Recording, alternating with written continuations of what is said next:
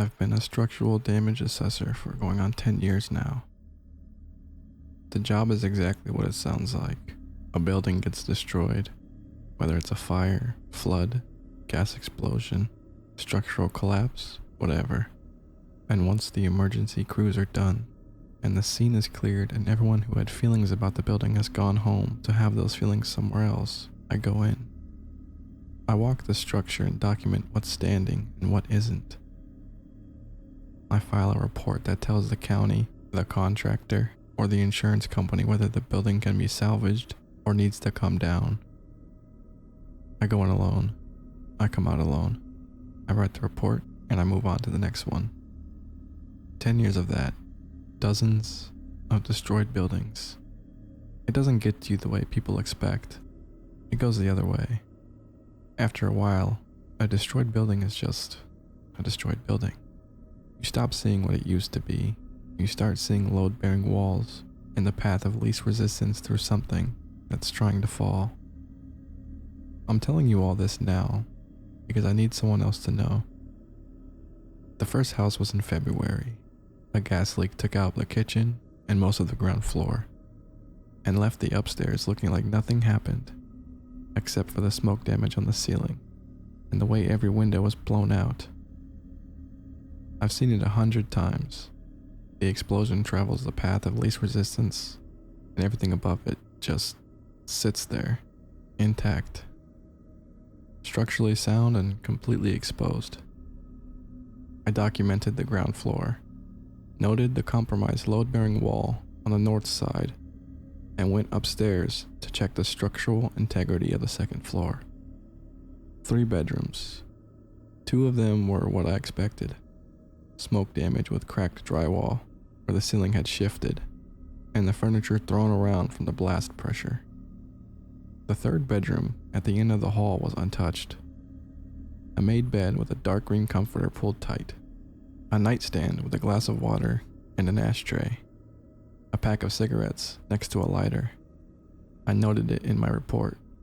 Structurally sound room. Personal effects undisturbed. Recommend contents evaluation before demolition. I photographed it and moved on. I didn't think about it again. Not until the second house. The second house was in March. This one was an electrical fire on the east side of the county in an older neighborhood. The fire started in the walls and gutted the structure from the inside before anyone smelled smoke. By the time the trucks arrived, there wasn't much left of the first floor or the east wing. The west wing was still standing. I went through the west wing, room by room, documented the smoke penetration, the heat damage to the ceiling joists, and the way the floor was soft in 3 spots where the subfloor had been compromised. At the end of the hall, there was a bedroom. I opened the door. A made bed with a dark green comforter pulled tight, a nightstand with a glass of water and an ashtray, a pack of cigarettes next to a lighter. I stood in the doorway for a moment. Then I took out my phone and looked at the photos from the February house. Same comforter, same ashtray, same arrangement on the nightstand. I did what any reasonable person would do, which was try to talk myself out of it. Dark green comforters are common. Cheap lighters and ashtrays are common. A lot of smokers keep their cigarettes on their nightstand. Coincidence. Old housing stock. Similar taste and decor. Nothing unusual. I wrote the report and moved on. The 3rd house was in April. Flood damage from a burst main downtown. One of those narrow 3-story buildings that used to be commercial on the ground floor and residential above. The ground floor was gutted. The 1st and 2nd floors had significant water damage, warped floors, compromised drywall, and mold already starting in the corners. The 3rd floor at the end of the hall. I opened the door and I felt something tighten in my chest. The same goddamn room. But the bed wasn't made as tightly this time. The comforter was pulled up. but there was a slight depression in the pillow, like someone had been lying there and gotten up and made the bed quickly, not quite smoothing everything back. And the ashtray had a cigarette in it, half smoked. The ash was intact, like it had been set down and left there. I took photographs for a long time. I measured the room. I checked the wallpaper pattern against my photos from the previous 2 houses. The same faded patch near the window. The same place where the wallpaper had lifted slightly at the seam near the door. I went home and I googled the wall pattern. It was discontinued in 1987. The manufacturer doesn't exist anymore. I filed my report. I decided not to mention the room. I didn't sleep well that night. The 4th house was in May. I almost didn't go in. I sat in my truck in front of the building for 15 minutes before I could make myself open the door. Fire damage. Residential, outer edge of the county, single family home. I went through the motions on the lower floors, documented everything, took my photos, wrote my notes in shorthand. Upstairs, at the end of the hall, I opened the door. Of course, the same fucking everything.